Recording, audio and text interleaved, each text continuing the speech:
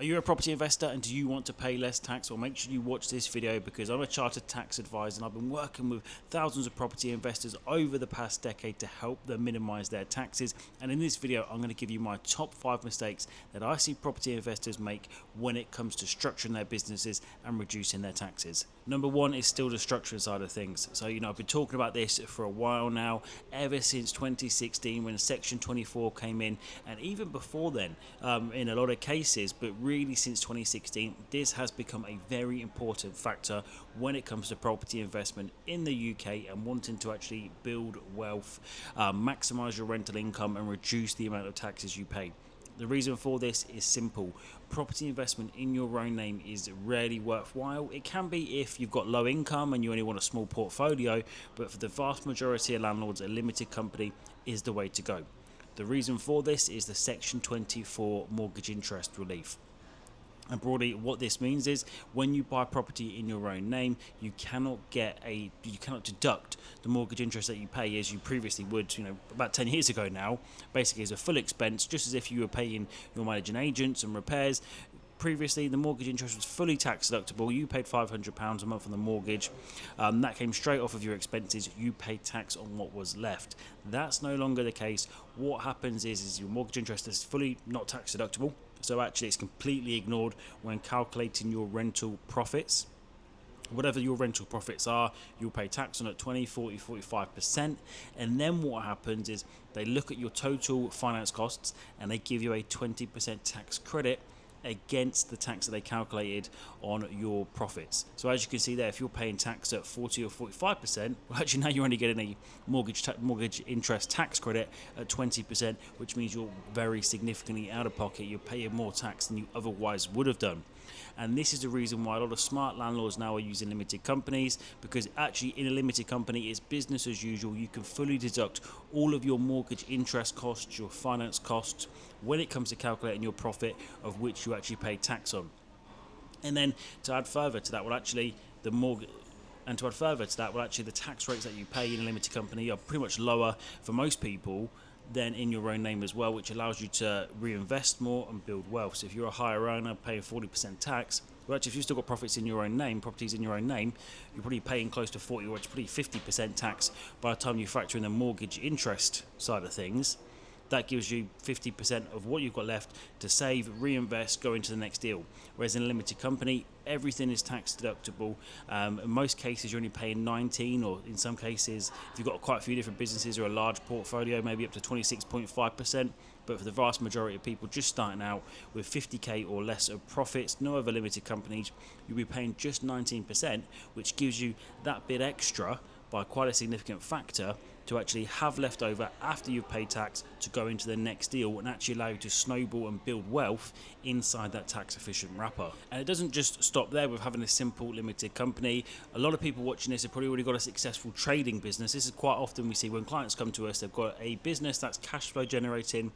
Usually their trading business might be a family business and it generates more cash than they actually need to live off and take out to meet their lifestyle requirements. They say, Josh, what can we do with this? We've got an IFA, we utilise pensions, we want to invest in property. And this is where we can actually increase tax efficiencies even further, because quite often when clients come to us, they'd say that their old accountant has said they need to take the money out, or they've got to loan it across between the companies and charge interest on this. And yeah, definitely do not take it out. That's definitely one thing. Do not do that. Do not take that money out as a dividend to then loan back to a limited company to invest. That's a massive tax no-no and will give you a significant tax bill that you could have otherwise avoided. Loaning between different limited companies, that can be okay in the short term, but actually as a long-term play, well, you've got loans going from your trading company to your property company. You want to sell the trading business, or trade dwindles, you get sued. Well, there's issues around that. So it's not a long-term structure that's actually going to protect your property investments. So this is where you'd probably want a group structure. I've got tons of videos on this on the channel. Do check those out. But a group structure that allows you to tax efficiently move profits from your trading business over to your property investment company, completely separates the risk and protects all of your individual assets. So make sure that you've got the best structure from day one, because if you later change your mind, or your facts change, or your plans change, well, actually getting the best structure set up once you've got a couple of properties, once you've got a business set up and it's got value to it, can either have tax implications, or at the very least it's a lot more expensive from tax advisors and solicitors' point of view to actually get the right structure in place. So definitely make sure you've got the best structure if you want to be minimising taxes. Number 2 is not claiming the right expenses. So a lot of people still don't know, especially those just starting out, that you can claim your mileage, you can claim working from home, you can claim your mobile phone, you can claim your laptop, you can claim your computer equipment, and that much more. And of course, these are nice small extra tax reliefs, extra expenses that you can claim. But the big one that we see people miss is capital expenditure. So many times clients have come to us from old accountants who have looked at it, and a lot of accountants don't fully understand how you can claim refurb expenses against your profits. Quite often they play it safe and just put it as a capital expense, and what that means is when something's a capital expense, you only get tax relief on it when you actually sell that property, which might be 10 years, might be 20 years, might be never. But if you are buying a property that is habitable when you do live in it, or someone can live in it, not you necessarily, but basically it's suitable to live in when you purchase that property, and you just do a refurb, so you might be replacing the kitchens like for like. It's got carpets, you're replacing those with newer ones. So effectively you could let that property out when you purchase it, but all you're doing is giving it a refurb, so you get that top market value rent. Pretty much all of the expenses that you incur in doing that refurb should be tax deductible, and you should claim those against your rental profits. So the good news here is that for people just starting out, if this is your first property you're buying, well actually you do a BRR, that's what it's called, buy, refurbish, refinance. Well actually all of that refurb expenditure, as long as it is genuinely a repair, replacement, you're not building an extension, you're not putting a new bathroom in, because that would genuinely be a capital expense. All of that repair and refurbishment expenditure will actually create a loss. So if you spend £25,000 on a refurb, but you've not rented the property out yet, well that £25,000 creates a loss, which then gets carried forward to next year. And next year you might make £5,000 profit. Well, actually, you won't pay any tax on that, because it's going to eat into that 25k loss. 25k loss, less the 5k profit next year. You've now got 20k to play with to move forward. So it could actually be 4 or 5 years before your limited company pays any tax at all on its rental profits. Meanwhile, because you've refinanced, you've actually got the cash back out, and that cash is tax-free as a loan. The third one that we see is not having a specialist advisor. With property, it's probably one of the more complicated areas of tax. Maybe it's definitely not the most complicated. I'd probably say international tax planning is the most complicated, but property tax is just shy of that, simply because there's so many moving parts. If you've got a generalist accountant, they don't know about stamp duty, they don't know about VAT. If you're buying a property, the commercial rates, whether it's a linked transaction, what reliefs might be available.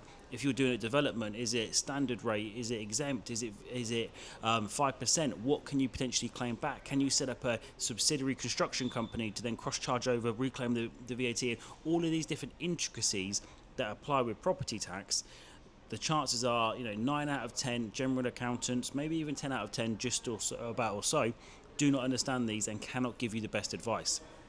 And the trouble with an accountant who's a generalist and you're relying on your accountant, well actually you don't know what you don't know, and your accountant, if they don't know, well they don't know what they know. So as a result, you could be operating in that state of tax inefficiency. You don't know if you've got the best structure, you don't know that you've basically paid the right amount of VAT here, you don't know that you could have paid less stamp duty. So make sure you are working with a tax specialist who knows the area inside and out, and you have that regular communication. With our clients, we always say to them, if you're buying a property, if you're doing a development, reach out to us, let's run through the deal with you to see if we can find a way to save tax. Fair enough if we can't, we've given it our best, and you could be confident that you are paying the least amount of tax that you can. But some of the times we can actually identify those tax efficiencies and save clients thousands, usually tens of thousands of pounds at that present moment in time. The fourth mistake that we see property investors make is overlooking inheritance tax at the time they start investing in property. So with most businesses, you used to be able to get business property relief. Now it's capped at the £1 million, which usually meant that for a trading business, you didn't really have to worry too much about inheritance tax. But for property, well actually for normal property investment, for buy-to-let, for HMO, there are no inheritance tax reliefs available. The downside of this is if you pop your clogs now with a couple of £1 million in property, that pretty much is all subject to IHT at 40%. So it's a massive tax bill that you could be sitting on if you don't plan for it correctly. And this is what a lot of property investors do. They set up just a simple SPV, a simple limited company that they own. Maybe their wife, spouse, civil partner is a shareholder and director as well. And the downside of this is it's not inheritance tax efficient at all. There's no regard to long-term planning. So as soon as you've got a couple of properties, well, actually, with the value that's attributed to that, could also potentially be a massive inheritance tax bill. So what you want to be doing is planning ahead. Where do you want to end up? If you are building if you're only building a small property portfolio, 3 or 4 properties, looking at your assets, you might be okay.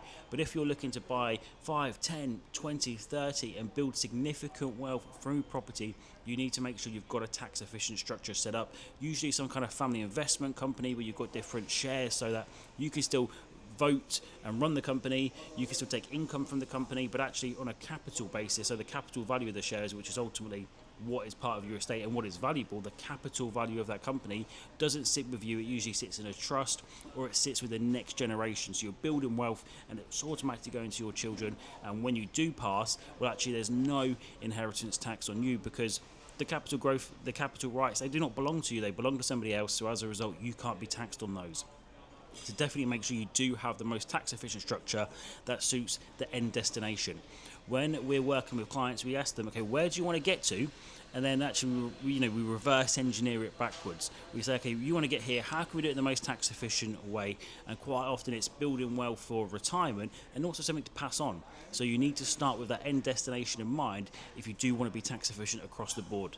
It's okay just looking at income tax, corporation tax now, but actually you really need to focus on the end destination, inheritance tax, because income tax, 20-40%, corporation tax is 19%. And that's just on profits. Where actually inheritance tax is 40% on the entire asset value, less any mortgages, of course, but it can easily be a very significant sum that you'll be exposed to without the right planning. And then the last one is mixing business and personal expenses. So especially if you're a new kind of company owner, director, you don't know good financial admin, this is a big mistake that's often going to increase your accountancy bills for one, make it a lot harder to understand your finances and plan for taxes, and also potentially extend HMRC's scope of what information they can request if you did ever get a HMRC inquiry. And it's going to mix in those finances together. You need to remember that a limited company is a separate legal entity. As such, all the expenses for that company should go through its own business bank account or credit card. You shouldn't be using the business account for any personal expenses. You shouldn't be using your personal account for any business income or expenses, because if you have business income going into your personal bank account, in the event of an inquiry, HMRC can rightfully ask for your personal bank statements because they relate to the business. And it's the same the other way around as well. So you want to keep everything completely isolated, have good records in place, good financial systems. Use some kind of digital bookkeeping software such as Xero, QuickBooks, Hammock, whatever works best for you. Especially now with Make It Tax Digital coming in, it's only a matter of time before it comes in for corporation tax as well. Get in the habit now of having good financial systems, doing proper bookkeeping, it's so easy now with all these apps that we've got to keep track of your receipts. You can just take a picture, bam, it's uploaded, it's gone to the accountancy system, AI's reconciled it for you. It's a lot easier than it's ever been to have good financial systems, so make sure you set this up, because when it comes to planning for taxes, a lot of the time if we're speaking to a client or a prospect and they've got the bookkeeping software set up but their bank account's not reconciled, and what that means is all the transactions have been put to categories, well actually we don't know what their profit is, and if we don't know what their profit is, what can we claim, what's the tax bill, how can we reduce it? You just don't know. In order to save those taxes, you really need to have a good understanding of where you are financially so that we know how we can bring it down and know how to save you taxes. So get in the habit of getting that set up. Don't mix your expenses because it could cause you massive headaches down the line. And there we have it, guys. The 5 mistakes that I see property investors make that often results to them paying more tax than they ought to. If you found this video useful, do give it a thumbs up and smash that subscribe button. Bye for now.